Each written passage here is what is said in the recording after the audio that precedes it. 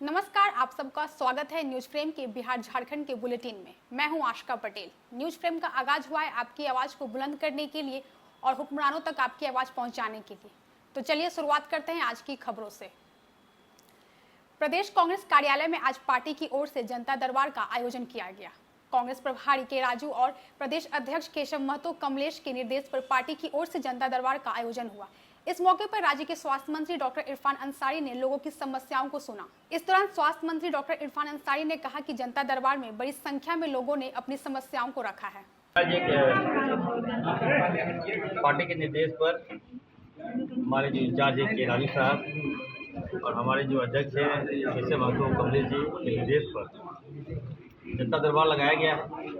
और हमें लगा था कि 10-20 लोग होंगे, लेकिन यहाँ तो सैकड़ों लोग आ गए हैं। तो जो फरियाद है निश्चित तौर पर मैं कहना चाहता हूँ, जो भी समस्या है उसका समाधान यहाँ से होगा। जब तक हम समाधान नहीं करेंगे हम यहीं पर रहेंगे। तो लोगों की जो समस्या है अवगत हो रहे हैं, तो जो हमने समाधान किया है। रांची से रूपम की रिपोर्ट।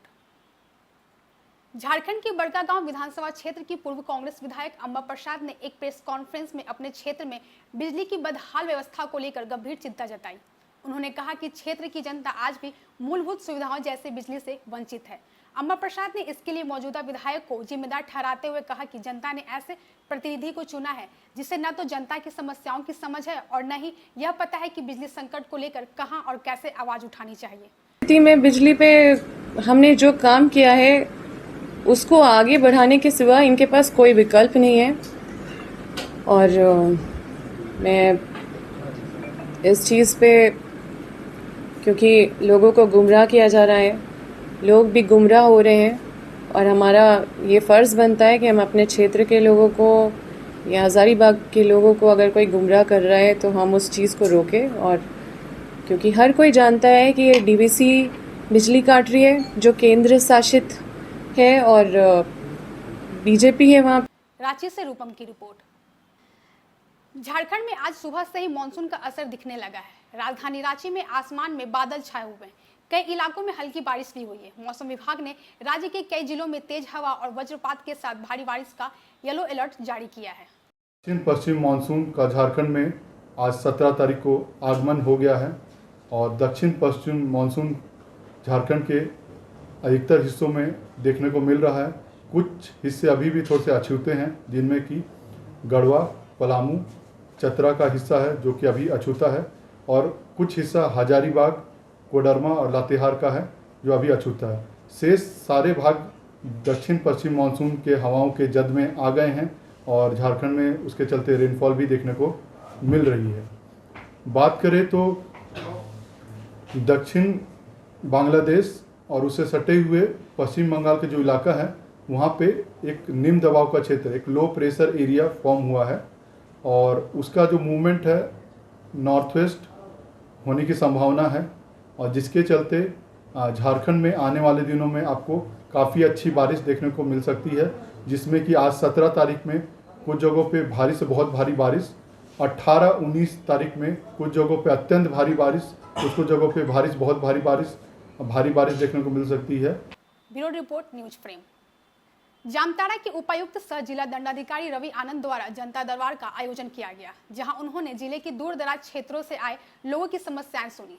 दरबार में बड़ी संख्या में पहुंचे आमजनों ने अपनी विभिन्न शिकायतें और मांगे उपायुक्त के समक्ष रखी। उपायुक्त ने सभी मामलों को गंभीरता से लेते हुए संबंधित पदाधिकारियों को निर्देश दिया कि शिकायतों का त्वरित और समयबद्ध समाधान सुनिश्चित किया जाए। उन्होंने स्पष्ट कहा कि जन समस्याओं के समाधान में कोई भी लापरवाही स्वीकार नहीं की जाएगी और सभी मामलों का निष्पादन प्राथमिकता के आधार पर किया जाए।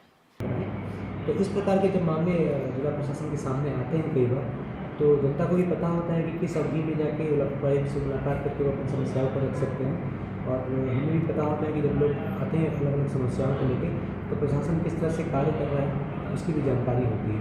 अगर कार्रवाई नहीं होती है तो हम लोगों से अनुरोध किया है कि वो पुनः आके जो है इस बारे में बताएंगे, ताकि हम संबंधित अधिकारियों की अकाउंटेबिलिटी सुनिश्चित करेंगे। जामताड़ा से संतोष कुमार की रिपोर्ट। जामताड़ा में आधी रात से ही आसमान में बादल छाए हुए हैं और बारिश हो रही है। हालांकि सुबह से बादल और सूरज के बीच लुका छुपी जारी है।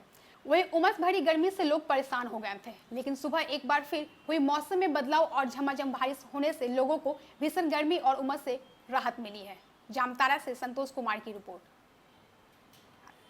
आम आदमी पार्टी द्वारा बिहार में बढ़ रहे अपराध भ्रष्टाचार को लेकर राजधानी पटना के गर्दनीबाग में धरना स्थल पर धरना का आयोजन किया गया था, जिसमें आम आदमी पार्टी के राज्यसभा सांसद संजय सिंह भी पहुंचे। इस दौरान उन्होंने प्रधानमंत्री नरेंद्र मोदी की सभाओं को नौटंकी बताते हुए कहा कि मोदी भी सभाओं में आते हैं और बिहार के अंदर नौटंकी करते हैं। भारतीय जनता पार्टी की सरकार दिल्ली में भी चल रही है। भारतीय जनता पार्टी की सरकार नरेंद्र मोदी की केंद्र में भी चल रही है। भारतीय जनता पार्टी का एमसीडी में मेयर भी हो गया है। एक नहीं, दो नहीं, तीन नहीं, चार इंजन बिहार से लेके दिल्ली तक चल रहा है।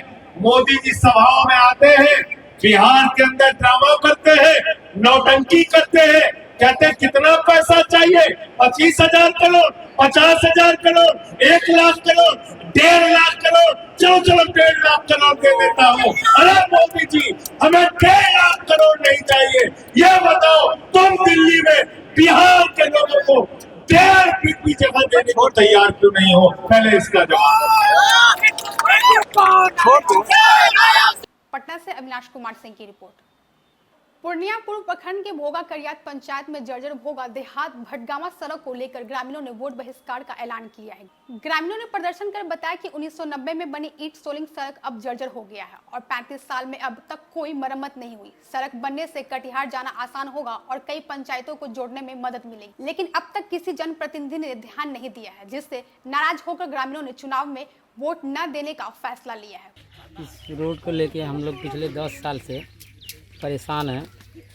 मोटरसाइकिल का पैदल आते जाते परेशानी इतना हो रहा है, कई आदमी के इसमें हाथ भी टूट गया बरसात के समय में। और 10 साल से हम लोग विधायक जी को बोल के थक गए कि इस रोड को बना दीजिए। आज लेकिन नहीं सुनता, एकदम नहीं सुने। हमने कई बार लिखित आवेदन भी दिया अपने हम पंचायत समिति उस समय थे, अपने रीजन में दिए, लेकिन अभी तक इस रोड का कोई सुनवाई नहीं हुआ। इसको लेकर आज हम लोग इतना आदमी इकट्ठा हुए हैं।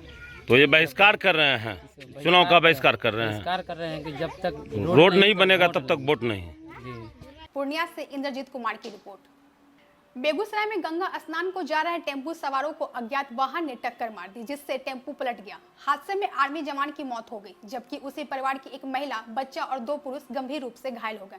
सभी मानसी से मुंगेर घाट जा रहे थे। घटना साहेबपुर कमाल थाना क्षेत्र में हुई है। मुजफ्फरपुर के मनियारी थाना क्षेत्र के रामपुर काशी निवासी मोहम्मद आकिब राजा उस वक्त हैरान रह गए जब सारण पुलिस उनके पास नोटिस लेकर पहुंची। पुलिस का दावा था कि उनकी गाड़ी से सारण में भारी मात्रा में शराब जब्त हुई है। हैरानी की बात यह थी कि वही नंबर की गाड़ी उस वक्त मुजफ्फरपुर में खड़ी थी। आकिब राजा तुरंत अपनी गाड़ी और कागजात लेकर मनियारी थाना पहुंचे और पुलिस को पूरी जानकारी दी, जिसके बाद थाना प्रभारी ने उन्हें न्याय का भरोसा दिया है।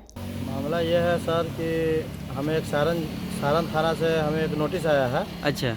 जो कि मेरे गाड़ी के ऊपर आया है कि आपका गाड़ी जो है सो सारण थाना में दारू के मामला में पकड़ा गया है, जबकि गाड़ी मेरे पास है, मेरे पास अवेलेबल है गाड़ी अभी। और मेरा वहाँ से नोटिस आया है कि आपका गाड़ी यहाँ मतलब सारण थाना में दारू समेत आपका गाड़ी पकड़ी गई है। इसका क्या मतलब लग रहा है कि जो कोई दूसरा फर्जी नंबर लगा करके चला रहा था? कि कोई आदमी अगर कोई हो सकता है तो ये कोई गाड़ी नंबर प्लेट मेरा लगा के यूज कर रहा होगा, तो ये हमको प्रशासन से अनुरोध है कि इसकी जांच की जाए। मुजफ्फरपुर से मणिभूषण शर्मा की रिपोर्ट। आज़ादी के 78 साल बाद पूर्णिया के अररिया गलगलिया मार्ग के लोग पहली बार ट्रेन चलते देखेंगे। अररिया से गलगलिया तक 110.75 किलोमीटर लंबी नई रेलवे लाइन रहमतपुर, बरदाहा, कलियागंज, टेढ़ागाछ और बउआखाली जैसे स्टेशनों से होकर गुजरी है। इस रूट पर 15 स्टेशन और एक हॉल्ट बनाए गए हैं। पूर्वोत्तर सीमांत रेलवे के कटिहार डिवीजन अंतर्गत बनी इस रेल लाइन पर करीब 2145 करोड़ रुपए की लागत आई है। पूर्णिया से इंद्रजीत कुमार की रिपोर्ट।